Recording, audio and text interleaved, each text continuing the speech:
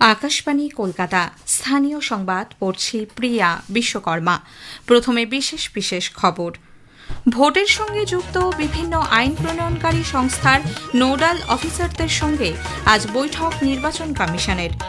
বিধানসভা ভোটের প্রস্তুতি পর্যালোচনা করতে আগামী 8ই মার্চ সিনিয়র ডেপুটি নির্বাচন কমিশনার জ্ঞানেশ ভারতীর নেতৃত্বে কমিশনের 4 সদস্যের এক প্রতিনিধি দল কলকাতায় আসছে। বিজেপির পরিবর্তন যাত্রার আজ তৃতীয় দিন, অংশ নিচ্ছেন একাধিক কেন্দ্রীয় নেতামন্ত্রী। রাজ্যসভায় পশ্চিমবঙ্গ সহ 10টি রাজ্যের 37টি আসনে নির্বাচনের জন্য প্রার্থীপদ দাখিলের আজই শেষ দিন। মালদার মানিকচকে বচসার জেরে গুলিচালনা এবং পাল্টা গণপিটুনিতে এক ব্যক্তির মৃত্যুকে কেন্দ্র করে উত্তেজনা ছড়িয়েছে। হোলির দিনে বিশৃঙ্খল আচরণের অভিযোগে গ্রেপ্তার 200-র বেশি। রাজ্যে আগামী 8 তারিখ থেকে কয়েকটি জেলায় বৃষ্টির সম্ভাবনা। আইএসএল ফুটবলে আজ ইস্ট বেঙ্গল এফসি গোয়ার মুখোমুখি হবে। আজ সেই বিস্তারিত খবরে। নির্বাচনের সঙ্গে যুক্ত বিভিন্ন আইন প্রণয়নকারী সংস্থার নোডাল অফিসারদের সঙ্গে নির্বাচন কমিশনের এক প্রতিনিধি দল আজ বৈঠকে বসছে। এদিকে বিধানসভা ভোটের প্রস্তুতির পর্যালোচনা করতে নির্বাচন কমিশনের ফুল বেঞ্চের সফরের আগে কমিশনের 4 সদস্যের এক প্রতিনিধি দল আগামী 8ই মার্চ কলকাতায় আসছে। সিনিয়র ডেপুটি নির্বাচন কমিশনার জ্ঞানেশ ভারতীর নেতৃত্বে ওই দলে রয়েছেন principal secretary SB Joshi, director Manoj C এবং ডেপুটি সেক্রেটারি অভিনব আগরওয়াল। প্রতিনিধি দলটি নির্বাচন সংক্রান্ত বিষয়গুলি নিয়ে সিইও দপ্তরের আধিকারিকদের সঙ্গে আলোচনা করবে বলে সূত্রের খবর। অন্যদিকে রাজ্য সফরে এসে আগামী 9 এবং 10ই মার্চ মুখ্য নির্বাচন কমিশনার জ্ঞানেশ কুমার, 2 নির্বাচন কমিশনার সুখবীর সিং সান্ধু এবং বিবেক যোশী রাজ্যে নির্বাচনী কর্তা ও প্রশাসনিক প্রতিনিধিদের সঙ্গে টানা বৈঠক করবেন। আইন শৃঙ্খলা পরিস্থিতি ও আসন্ন নির্বাচনের প্রস্তুতির সামগ্রিক পরিকাঠামো খতিয়ে দেখবেন তারা। পরিবহন, স্বাস্থ্য, পূর্ত, বিদ্যুৎ এবং নারী ও শিশু কল্যাণ দপ্তরের প্রতিনিধিদের সঙ্গে বৈঠকের পাশাপাশি রাজ্যের স্বীকৃত 8টি রাজনৈতিক দলের প্রতিনিধিদের সঙ্গেও কথা বলবেন। ভোটের নির্ঘণ্ট ঘোষণার আগেই কলকাতা শহরের বিভিন্ন এলাকায় কেন্দ্রীয় বাহিনীর টহলদারি শুরু হয়েছে। গতকাল তালতলা, মুচিপাড়া, গিরিশ পার্ক সহ বিভিন্ন থানা এলাকায় টহল দিয়েছে তারা। ভোট ঘোষণার আগেই কেন্দ্রীয় বাহিনী মোতায়েন প্রকৃতপক্ষে রাজ্যের আইন শৃঙ্খলার কঙ্কালসার চেহারাই সকলের সামনে আরও একবার প্রকট করেছে বলে অভিযোগ করেছেন বিজেপির রাজ্য সভাপতি শ্রমিক ভট্টাচার্য। বাংলা এবং বাঙালির লজ্জা হলেও পশ্চিমবঙ্গবাসীকে দেখতে হচ্ছে যে নির্বাচন ঘোষণার আগে থেকেই কেন্দ্রীয় বাহিনী বিভিন্ন রাস্তায় ঘোরাফেরা করে। এর কারণ হচ্ছে পুরো গণতান্ত্রিক ব্যবস্থা, গণতান্ত্রিক প্রক্রিয়া এবং সর্বোপরি গণতন্ত্রের সবচেয়ে বড় উৎসব ভোট, নির্বাচন, আজকে তার আগেই এ রাজ্যে কেন্দ্রীয় বাহিনীকে নামানো হচ্ছে। দোল এবং হোলির কারণে 2 দিন বন্ধ থাকার পর আজ রাজ্যে ফের শুরু হচ্ছে বিজেপির পরিবর্তন যাত্রা। 9টি জায়গায় পরিবর্তন যাত্রার আয়োজন করা হচ্ছে। পাশাপাশি বৃহত্তর কলকাতার 29টি বিধানসভা কেন্দ্রে একটি করে ট্যাবলো বেরোবে। কোচবিহারের শীতলকুচিতে আজ পরিবর্তন যাত্রা উপলক্ষে উপস্থিত থাকবেন কেন্দ্রীয় প্রতিমন্ত্রী জিতিন প্রসাদ। উত্তরাখণ্ডের মুখ্যমন্ত্রী পুষ্কর সিং ধামি উত্তর 24 পরগনার হিঙ্গলগঞ্জে পরিবর্তন যাত্রার উদ্বোধন করবেন। আসানসোলের বুধা প্যারেড গ্রাউন্ডে পরিবর্তন যাত্রার সূচনা করবেন ঝাড়খণ্ডের প্রাক্তন মুখ্যমন্ত্রী অর্জুন মুন্ডা। কেন্দ্রীয় প্রতিমন্ত্রী সাবিত্রী ঠাকুর উত্তর দিনাজপুরের করণদিঘিতে এই কর্মসূচিতে অংশ নেবেন। পাশাপাশি বিজেপির জাতীয় কর্ম সমিতির সদস্য অভিনেতা মিঠুন চক্রবর্তী কলকাতায় রানী রাসমণি রোডে পরিবর্তন যাত্রার সূচনা করবেন। কেন্দ্রীয় প্রতিমন্ত্রী ডক্টর সুকান্ত মজুমদার আজ উত্তর 24 পরগনার টাকিতে এবং বিজেপি বিধায়ক অগ্নিমিত্রা পাল পশ্চিম বর্ধমানের কুলটিতে পরিবর্তন যাত্রায় অংশ নেবেন। কেন্দ্রীয় বস্ত্রমন্ত্রী গিরিরাজ সিংয়েরও পশ্চিম মেদিনীপুরের খড়গপুরে পরিবর্তন যাত্রায় অংশ নেবার কথা। উত্তর দিনাজপুরের হেমতাবাদে পরিবর্তন যাত্রায় অংশ নেবেন কেন্দ্রীয় প্রতিমন্ত্রী অনুপ্রিয়া প্যাটেল। কোচবিহারের মহিষভাতান এলাকায় বিজেপির পরিবর্তন যাত্রায় রথগাড়িতে ভাঙচুরের অভিযোগ উঠেছে তৃণমূল কংগ্রেসের বিরুদ্ধে। গত সন্ধ্যায় পথ আটকে তৃণমূল আশ্রিত দুষ্কৃতীরা গাড়ির সামনের কাঁচ ভেঙে দেয়, গাড়ি চালক সহ অন্যদের মারধর করা হয় বলেও অভিযোগ। এর প্রতিবাদে পুন্ডিবাড়িতে কোচবিহার উত্তরের বিধায়ক সুকুমার রায়ের নেতৃত্বে দলের পক্ষ থেকে বিক্ষোভ মিছিল ও পথ অবরোধ করা হয়, যদিও সব অভিযোগ অস্বীকার করেছে তৃণমূল কংগ্রেস। এসআইআর ইস্যুতে রাজ্যের মুখ্য নির্বাচনী আধিকারিক মনোজ কুমার আগরওয়ালের সঙ্গে সাক্ষাতের দাবিতে সিইও দপ্তরের বাইরে সিপিআইএম সহ বামপন্থী দলগুলির ধর্ণা অবস্থান অব্যাহত।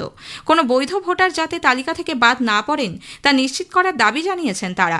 গতকাল বামফ্রন্ট, সিপিআইএমএল লিবারেশন সহ অন্য বাম দলগুলি কলকাতার টি বোর্ডের সামনে থেকে মিছিল করে সিইও দপ্তরে পৌঁছলে পুলিশ ব্যারিকেড করে তাদের পথ আটকায়। এরপর সেখানেই বসে তারা বিক্ষোভ শুরু করেন। মনোজ আগরওয়ালের সঙ্গে দেখা না হলে ধর্ণা কর্মসূচি চলবে বলে জানিয়েছেন বাম নেতারা। বামফ্রন্টের চেয়ারম্যান বিমান বসু সাংবাদিকদের বলেন, 60 লক্ষের বেশি ভোটারকে বিচারাধীন রেখে তাদের ভোটাধিকার হরণের চেষ্টা চলছে। প্রতিবাদে আজ বিকেলে রাজ্যের মুখ্য নির্বাচনী আধিকারিকের দপ্তরের সামনে জনতার সমাবেশের ডাক দিয়েছে বাম দলগুলি। এদিকে প্রথম দফার চূড়ান্ত ভোটার তালিকা প্রকাশের পর আগামীকাল ধর্মতলায় মুখ্যমন্ত্রী মমতা ব্যানার্জি ধর্ণা অবস্থানে বসবেন বলে দলীয় সূত্রে খবর।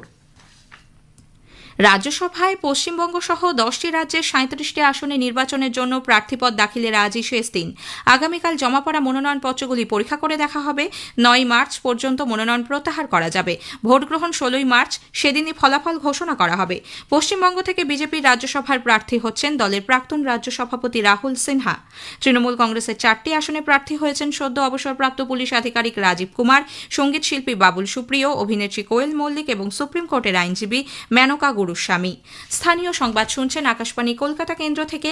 মালদার মানিকচক থানার মথুরাপুর কাহারপাড়ায় সামান্য বচসার জেরে এক কিশোরের গুলি চালনা এবং পাল্টা গণপিটুনিতে অভিযুক্তের বাবার মৃত্যুকে কেন্দ্র করে গতকাল পরিস্থিতি অগ্নিগর্ভ হয়ে ওঠে।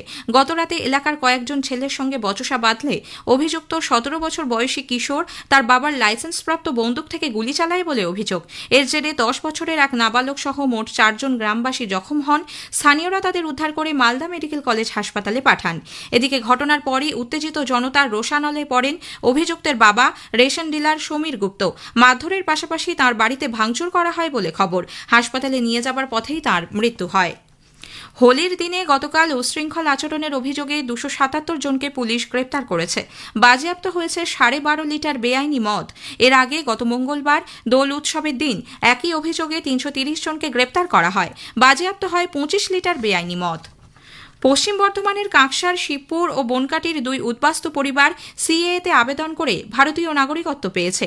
অজয়পল্লীর বাসিন্দা ডালিম বিশ্বাস 2001 সালে বাংলাদেশের হাটমালঞ্চি থেকে এদেশে চলে আসেন। মাস কয়েক আগে নাগরিকত্বের জন্য আবেদন করেন তিনি। গতকাল তার শংসাপত্র বাড়িতে এসে পৌঁছয়। এদিকে কাঁকসার বনকাটি পঞ্চায়েতের 11 মাইলের বাসিন্দা পীযূষ মৈত্র 2004 সালে বাংলাদেশের তিকরডাঙ্গা থেকে ভারতে এসে আশ্রয় নেন। গতকাল তার কাছেও শংসাপত্র এসে পৌঁছয়। মুর্শিদাবাদের ভরতপুরের বিধায়ক হুমায়ুন কবিরের রাজনৈতিক দলের নতুন নাম হয়েছে আম জনতা উন্নয়ন পার্টি। দলের রেজিস্ট্রেশন মঞ্জুর করেছে নির্বাচন কমিশন। এরপর সংবাদপত্রে এ বিষয়ে বিজ্ঞাপন দিতে হবে হুমায়ুনকে। কোনো আপত্তি না উঠলে রাজনৈতিক দল হিসেবে স্বীকৃতি দেবে কমিশন। তারপরই প্রতীকের জন্য আবেদন করা যাবে। রাজ্যে আগামী কয়েকদিন শুষ্ক আবহাওয়া বজায় থাকবে। সর্বনিম্ন তাপমাত্রা 2 থেকে 3 ডিগ্রি পর্যন্ত বাড়তে পারে। আলিপুরে আজ সর্বনিম্ন তাপমাত্রা রেকর্ড করা হয়েছে 21.6 ডিগ্রি সেলসিয়াস, স্বাভাবিকের থেকে কিছুটা বেশি। তবে বঙ্গোপসাগর থেকে জলীয় বাষ্প প্রবেশের পরিমাণ বৃদ্ধি এবং একটি নিম্নচাপ অক্ষরেখা তৈরি হওয়ার সম্ভাবনা থাকায় দক্ষিণবঙ্গের বেশ কিছু জেলায় আগামী 8 তারিখ থেকে বৃষ্টির সম্ভাবনা রয়েছে বলে আলিপুর আবহাওয়া দপ্তরের বিজ্ঞানী ডক্টর সৌরিশ বন্দ্যোপাধ্যায় আকাশবাণীকে জানিয়েছেন। উত্তরবঙ্গেও আগামী 3-4 দিন শুষ্ক আবহাওয়া বজায় থাকবে, তবে শনিবার থেকে বিক্ষিপ্তভাবে বৃষ্টির সম্ভাবনা। আইএসএল ফুটবলে আজ ইস্ট বেঙ্গল এফসি গোয়ার মুখোমুখি হবে। যুব ভারতী ক্রীড়াঙ্গনে খেলা শুরু হবে বিকেল 5টায়। ইস্ট বেঙ্গল 3 ম্যাচে 6 পয়েন্ট সংগ্রহ করেছে। সমসংখ্যক ম্যাচে গোয়ার পয়েন্ট 7। শেষ করার আগে স্থানীয় সংবাদের বিশেষ কিছু অংশ আরও একবার। ভোটের সঙ্গে যুক্ত বিভিন্ন আইন প্রণয়নকারী সংস্থার নোডাল অফিসারদের সঙ্গে আজ বৈঠক নির্বাচন কমিশনের। বিজেপির পরিবর্তন যাত্রার আজ 3য় দিন। অংশ নিচ্ছেন একাধিক কেন্দ্রীয় নেতা মন্ত্রী। স্থানীয় সংবাদ শেষ হল। আকাশবাণী খবর পড়ছে প্রবীর ভট্টাচার্য। বিশেষ খবর হল একাদশ রাইসিনা ডায়ালগ 2026 আজ নতুন দিল্লিতে শুরু হচ্ছে। প্রধানমন্ত্রী নরেন্দ্র মোদী এবং ফিনল্যান্ডের রাষ্ট্রপতি আলেকজান্ডার স্টাব আজ বিভিন্ন ক্ষেত্রে দ্বিপাক্ষিক সহযোগিতা জোরদার করার বিষয়ে আলোচনা করবেন। রাজ্যসভার 10টি রাজ্যে 37টি আসনে নির্বাচনের জন্য মনোনয়নপত্র দাখিলের সময়সীমা আজ শেষ হচ্ছে। পশ্চিম এশিয়ার সংঘর্ষের পরিধি আরও বিস্তৃত করে শ্রীলঙ্কার গায়াল উপকূলে একটি মার্কিন ডুবোজাহাজ ইরানি যুদ্ধজাহাজে হামলা চালালে 80 জনের মৃতদেহ উদ্ধার হয়েছে, আহত 78 জন। পশ্চিম এশিয়ার বর্তমান পরিস্থিতির প্রেক্ষিতে এয়ার ইন্ডিয়া টরন্টো, ফ্র্যাঙ্কফুর্ট এবং প্যারিসের জন্য অতিরিক্ত বিমান চালানোর কথা ঘোষণা করেছে। 275 আসনে নেপাল সংসদে নতুন সরকার নির্বাচনের জন্য আজ ভোট গ্রহণ। ভারত আজ টি-20 বিশ্বকাপের দ্বিতীয় সেমিফাইনালে ইংল্যান্ডের মুখোমুখি হবে। আসছি বিস্তারিত খবরে। একাদশ রাইসিনা ডায়ালগ 2026 আজ নতুন দিল্লিতে শুরু হচ্ছে। ভূ রাজনীতি এবং ভূ অর্থনীতির প্রেক্ষাপটে 3 দিনের এই সম্মেলনে আন্তর্জাতিক নেতা, নীতি নির্ধারক এবং বিশেষজ্ঞরা আন্তর্জাতিক গুরুত্বপূর্ণ বিষয় এবং কৌশলগত সহযোগিতা নিয়ে আলোচনা করবেন। আন্তর্জাতিক বিভিন্ন বিষয় নিয়ে আলোচনার জন্য 2016 সাল থেকে রাইসিনা ডায়ালগ ভারতের শীর্ষস্থানীয় মঞ্চ হিসেবে স্বীকৃত। বিগত কয়েক বছর ধরে এই মঞ্চে ভূ রাজনৈতিক সমীকরণের পরিবর্তন, জলবায়ু পরিবর্তন নিয়ে উদ্বেগ, প্রযুক্তিগত রূপান্তর, অর্থনৈতিক স্থিতিস্থাপকতা এবং আন্তর্জাতিক শাসন কাঠামোর ভবিষ্যৎ নিয়ে ব্যাপক আলোচনা হয়েছে। এবছরের সম্মেলনে বেশ কয়েকজন বিদেশি ব্যক্তি অংশগ্রহণ করবেন বলে মনে করা হচ্ছে। ভুটানের বিদেশমন্ত্রী লিওপে দিনানাথ ধুঙ্গেল গতরাতে ভারতে এসেছেন। ফিনল্যান্ডের রাষ্ট্রপতি আলেকজান্ডার স্ট্যাবো রাইসিনা ডায়ালগে প্রধান অতিথি এবং মূল বক্তা হিসেবে যোগ দেবেন। মার্কিন যুক্তরাষ্ট্রের প্রতিনিধিত্ব করবেন উপবিদেশমন্ত্রী ক্রিস্টোফার ল্যান্ডাও। অন্যান্য বিশিষ্ট অংশগ্রহণকারীদের মধ্যে রয়েছেন সেসেলসের বিদেশ ও প্রবাসী মন্ত্রী ব্যারি ফাউর, মরিশাসের বিদেশ ও আন্তর্জাতিক বাণিজ্য মন্ত্রী ধনঞ্জয় রামফুল, শ্রীলঙ্কার বিদেশ ও বৈদেশিক কর্মসংস্থান ও পর্যটন মন্ত্রী বিজিতা হেরাত। প্রধানমন্ত্রী নরেন্দ্র মোদী এবং ফিনল্যান্ডের রাষ্ট্রপতি আলেকজান্ডার স্টাব আজ বিভিন্ন ক্ষেত্রে দ্বিপাক্ষিক সহযোগিতা জোরদার করার বিষয়ে আলোচনা করবেন। তারা বহুপাক্ষিক মঞ্চে সহযোগিতা সহ পারস্পরিক স্বার্থের আঞ্চলিক ও আন্তর্জাতিক বিষয়গুলিতেও দৃষ্টিভঙ্গি বিনিময় করবেন। আলোচনার পর বেশ কয়েকটি সমঝোতা স্মারক বিনিময় করা হবে। প্রধানমন্ত্রী সফররত বিশিষ্ট ব্যক্তিবর্গের সম্মানে আজ মধ্যাহ্নভোজের আয়োজন করেছেন। রাজ্যসভায় 10টি রাজ্যের মোট 37টি আসনে নির্বাচনের জন্য মনোনয়নপত্র দাখিলের সময়সীমা আজ শেষ হচ্ছে। আগামীকাল জমা পড়া মনোনয়নপত্রগুলো পরীক্ষা করে দেখা হবে। প্রার্থীরা 9 মার্চ পর্যন্ত মনোনয়ন প্রত্যাহার করতে পারবেন। ভোট গ্রহণ 16 মার্চ। সেদিনই ফলাফল ঘোষণা করা হবে। মহারাষ্ট্রের 7টি, তামিলনাড়ুর 6টি, বিহার এবং পশ্চিমবঙ্গের 5টি, ওড়িশার 4টি, আসামের 3টি, তেলেঙ্গানা, ছত্তিশগড়, হরিয়ানায় 2টি করে এবং হিমাচল প্রদেশে 1টি আসনে ভোট নেওয়া হবে। খবর শুনছেন আকাশবাণী থেকে।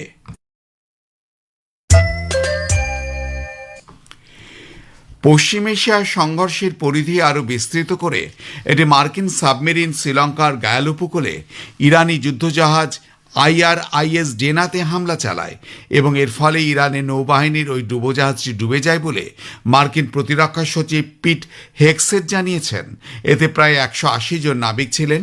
শ্রীলঙ্কার কর্তৃপক্ষ জানিয়েছে যে 80 জনের মৃতদেহ উদ্ধার হয়েছে এবং 78 জন আহত হয়েছেন। ইতিমধ্যে তেহরানে বাসেজ এবং অভ্যন্তরীণ নিরাপত্তা কমান্ড সেন্টারে হামলা চালিয়েছে ইসরায়েল। মার্কিন যুক্তরাষ্ট্র ইসরায়েলের জোড়া হামলায় ইরানে 1000 জনেরও বেশি অসামরিক নাগরিকের নিহত হবার খবর পাওয়া গেছে। ইসরায়েলের প্রতিরক্ষামন্ত্রী ইসরায়েল কাটজ সতর্ক করে বলেছেন যে ইরানের পরবর্তী সর্বোচ্চ নেতা হিসেবে যাকেই নির্বাচিত করা হবে তাকেই নির্মূলের লক্ষ্যবস্তু হিসাবে বিবেচনা করা হবে।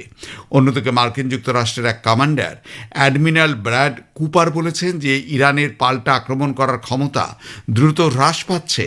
অপারেশন এপিক ফিউরি সম্পর্কে সাংবাদিকদের সামনে মার্কিন কমান্ডার বলেন যে এই অভিযানের 100 ঘন্টারও কম সময়ে আমেরিকা ইতিমধ্যে প্রায় 2000 লক্ষ্যবস্তুতে আঘাত করেছে। তিনি বলেন যে ইরানের বিমান প্রতিরক্ষা ব্যবস্থা মারাত্মকভাবে দুর্বল হয়ে পড়েছে এবং ইরানের শত শত ব্যালিস্টিক ক্ষেপণাস্ত্র, লঞ্চার এবং ড্রোনও ধ্বংস করা হয়েছে। We have severely degraded Iran's air defenses and destroyed hundreds of Iran's ballistic missiles, launchers, and drones. And in simple terms, we're focused on shooting all the things that can shoot at us. We are also sinking the Iranian Navy, the entire Navy. For decades, the Iranian regime has harassed international shipping. Today, there's not a single Iranian ship underway in the Arabian Gulf, Strait of Hormuz, or Gulf of Oman, and we will not stop. মার্কিন যুদ্ধ বিভাগ এক বিবৃতিতে জানিয়েছে যে কুয়েতের সোয়াইবা বন্দরে একটি মনুষ্যবিহীন বিমানের আক্রমণে 4 মার্কিন সেনা নিহত হয়েছেন।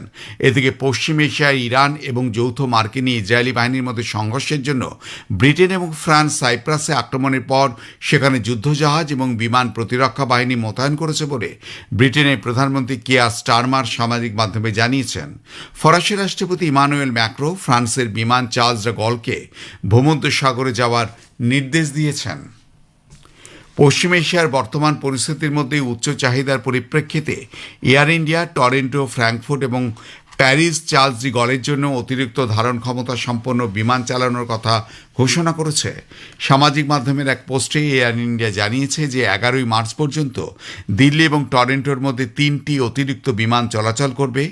7 মার্চ থেকে 10 মার্চ পর্যন্ত দিল্লি ও ফ্র্যাঙ্কফুর্টের মধ্যে 3টি এবং দিল্লি ও প্যারিসের মধ্যে 1টি অতিরিক্ত বিমান চলাচল করবে। এর ফলে দিল্লি ছাড়াও ভারত এবং দক্ষিণ পূর্ব এশিয়ার গন্তব্যস্থলগুলির সঙ্গে সংযোগ স্থাপন করা আরও সহজ হবে।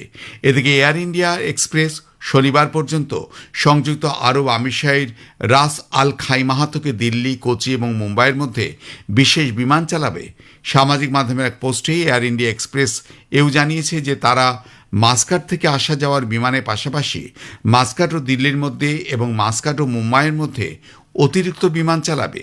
যাত্রীদের তাদের বিমান চলাচলের পরিস্থিতির খোঁজ নেওয়ার এবং পিএনআরে তাদের যোগাযোগের বিবরণ সঠিকভাবে দেওয়া আছে কিনা তা সুনিশ্চিত করার পরামর্শ দেওয়া হয়েছে। পশ্চিম এশীয় এবং উপসাগরীয় অঞ্চলে বর্তমান পরিস্থিতি বিবেচনা করে বিদেশ মন্ত্রক একটি কন্ট্রোল রুম স্থাপন করেছে। সকাল 9টা থেকে রাত্রি 9টা পর্যন্ত 1800-118797 নিঃশুল্ক নম্বরে যোগাযোগ করা যেতে পারে, অথবা 011-2301-2113, 011-2301-4104 এবং 011-2301-7905 নম্বরে যোগাযোগ করা যেতে পারে।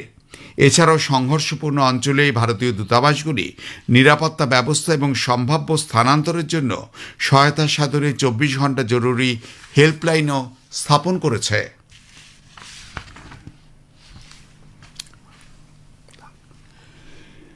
দুশো 75 আসন বিশিষ্ট নেপালের সংসদে নতুন সরকার নির্বাচনের জন্য আজ ভোট গ্রহণ।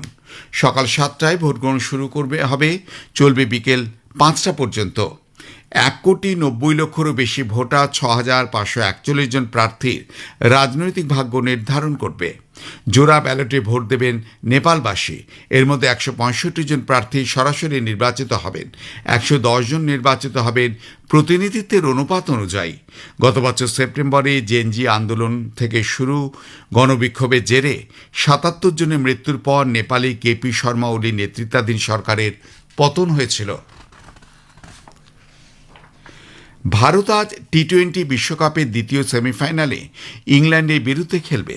মুম্বাইয়ের ওয়াংখেড়ে স্টেডিয়ামে খেলা শুরু হবে সন্ধ্যে 7টায়। সুপার 8-এর শেষ ম্যাচে ওয়েস্ট ইন্ডিজের বিরুদ্ধে জয় পেয়ে শেষ 4-এ পৌঁছেছে গতবারের চ্যাম্পিয়ন ভারত। অন্যদিকে সুপার 8-এর সব ম্যাচ জিতে সেমিফাইনালে পৌঁছেছে ইংল্যান্ড। ভারতের বোলিং কোচ মর্নিক মর্কেল আজ গতকাল সাংবাদিক বৈঠকে বলেন যে আজকের এই ম্যাচ বিশ্ব ক্রিকেটের 2 আগ্রাসী দলের মধ্যে হবে। প্রতিপক্ষ হিসাবে ইংল্যান্ড ভয়ঙ্কর দল, ভয়ডরহীন ক্রিকেট খেলতে তারা অভ্যস্ত। আজকের ম্যাচে যে দল পরিস্থিতি দ্রুত বুঝতে পারবে সে দলই জিততে পারবে। তিনি বলেন যে রাতে শিশির পড়ার সম্ভাবনা রয়েছে, ফলে টস বড় ভূমিকা গ্রহণ করতে পারে। পিচে অতিরিক্ত বাউন্স থাকবে বলেও তিনি মনে করছেন। সেক্ষেত্রে ব্যাটার ও বোলার দুপক্ষে সুবিধা পাবে বলেও তিনি জানান। অন্যদিকে ইডেনে গত সন্ধ্যায় টি-20 ক্রিকেট বিশ্বকাপের প্রথম সেমিফাইনালে নিউজিল্যান্ড দক্ষিণ আফ্রিকাকে 9 উইকেটে হারিয়ে দিয়েছে। শেষ করবার আগে খবরের বিশেষ কিছু অংশ আরেকবার। একাদশ রাইসিনা ডায়ালগ 2026 আজ নতুন দিল্লিতে শুরু হচ্ছে। প্রধানমন্ত্রী নরেন্দ্র মোদী এবং ফিনল্যান্ডের রাষ্ট্রপতি আলেকজান্ডার স্টাব আজ বিভিন্ন ক্ষেত্রে দ্বিপাক্ষিক সহযোগিতা জোরদার করার বিষয়ে আলোচনা করবেন। রাজ্যসভার 10টি রাজ্যে 37টি আসনের নির্বাচনের জন্য মনোনয়নপত্র দাখিলের সময়সীমা আজ শেষ হচ্ছে। পশ্চিম এশিয়ার সংঘর্ষের পরিধি আরও বিস্তৃত করে শ্রীলঙ্কার গাল উপকূলে একটি মার্কিন ডুবোজাহাজ ইরানি যুদ্ধজাহাজে হামলা চালালে 80 জনের মৃতদেহ উদ্ধার হয়েছে, আহত 78 জন। খবর শেষ হল।